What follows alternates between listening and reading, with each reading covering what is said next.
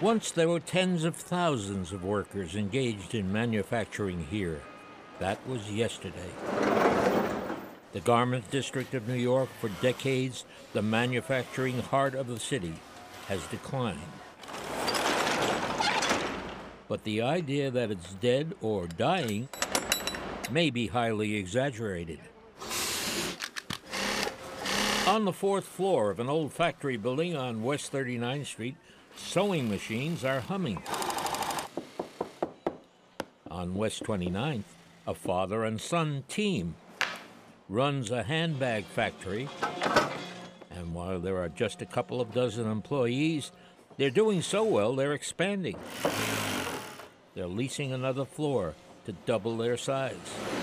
The Pietro Alessandro handbag factory was started 30 years ago by Pierre Debag, an immigrant from Lebanon. He's a hands-on boss, that is, a vigorous role model for his employees. No one puts as much into the operation as Debag.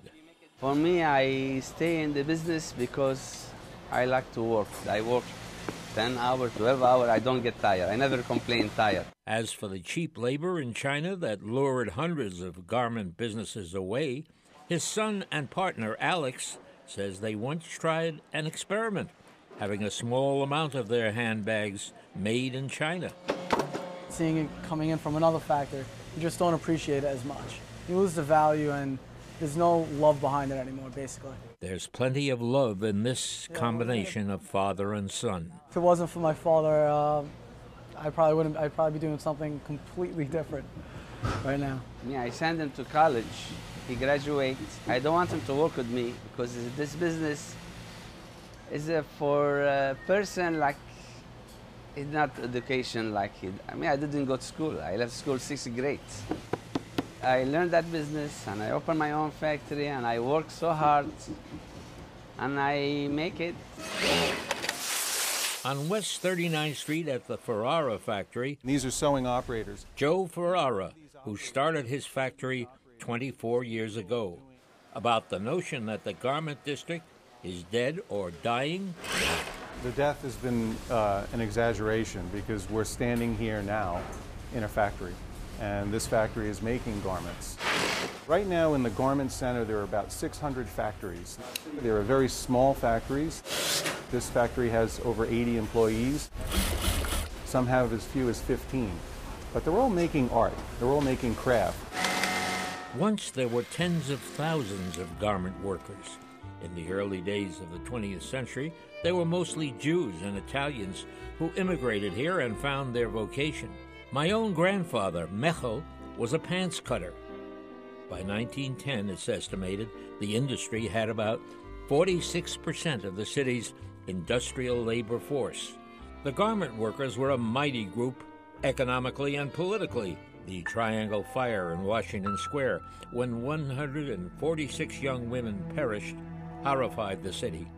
Out of this tragedy came major safety laws.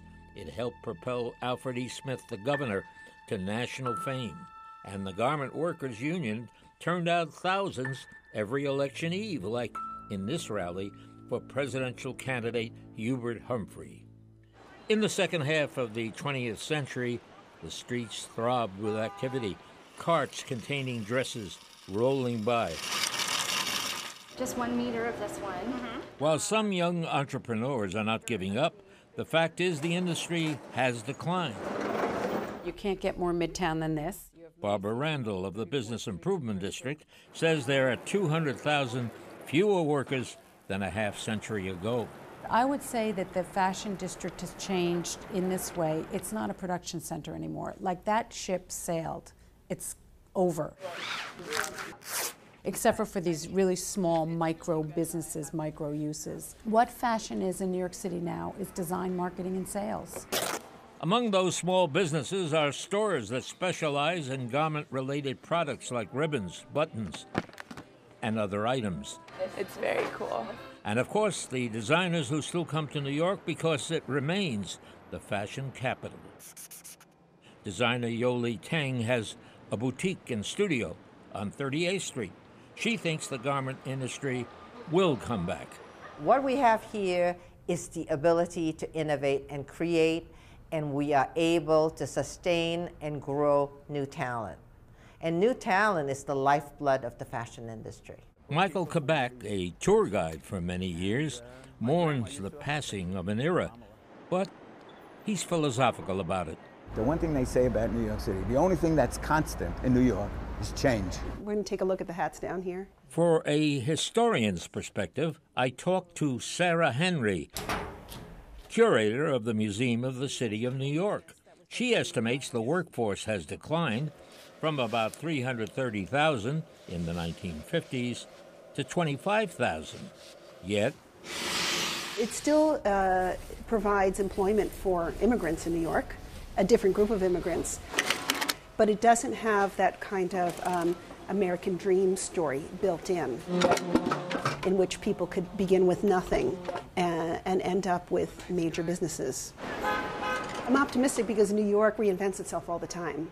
There's a quote that was attributed to O. Henry, though, without much evidence, that New York will be a great place if they ever finish it. New York is never finished. So I'd say I'm optimistic that the future of the garment district is not over. But it's going to be something that we don't know, and that will be something new. if the garment district does make a comeback, it will have a lot to do with the spirit and the zeal of people like Pierre Alessandro. On the floor of the handbag factory, Gabe Pressman, New York Nightly News.